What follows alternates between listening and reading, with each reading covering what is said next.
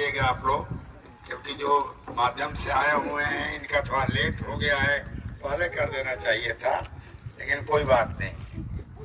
हमने जब से गलवान घाटी में प्रथम बार से यहाँ पर इस गांव ज्ञानपुरा के तरफ से आए हुए सभी अतिथियों को हम हार्दिक अभिनंदन करते हैं। जैसा कि यहाँ पर 5 बिहार बटालियन एनसीसी के सुधा मेजर राकेश प्रसाद साहब अपने पूरे टीम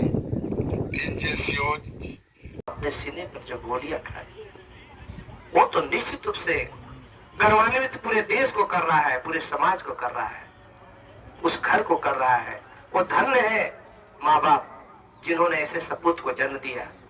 शहीद चंदन, बहुत सारी कहने के लिए बातें तो बहुत सारी हैं, हिट भी है, लेकिन हिट ध्यान में नहीं है, ये गर्मी ध्यान में नहीं है। ध्यान में ये है कि हमने उससे शहीद चंदन के लिए क्या किया।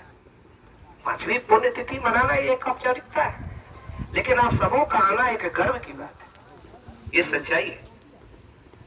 तो निश्चित रूप से 2 शब्दों में यही कहेंगे कि निश्चित रूप से जिस दिन ऐसे और एक सैनिक, खासकर हमने तो अपने आंखों से भी देखा, उस गलवान की घाटी की बात हो रही है या सिक्किम के उस बॉर्डर की बात हो रही है। उस बॉर्डर पर हम लोग आधे घंटे नहीं टिक पाए, और आप सभी सैनिक वहां जाकर के 24 घंटे पूरे मुस्तैदी के साथ वहां देश की आप रक्षा करते हैं। आप धन्य हैं।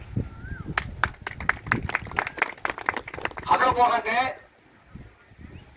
तो आंखें नम हो गई कि बताइए, ये भी किसी के बेटे हैं, किसी के सपूत हैं।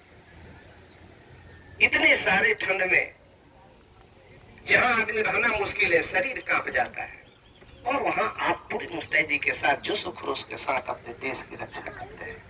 क्या ये कम है? तो निश्चित कम बा, गर्मी भी ज्यादा बा, तो बहुत कम समय लेके एगो चंदन जी पर गीत हम लिख लेबे। सके पीरा नावा के करी को न गाना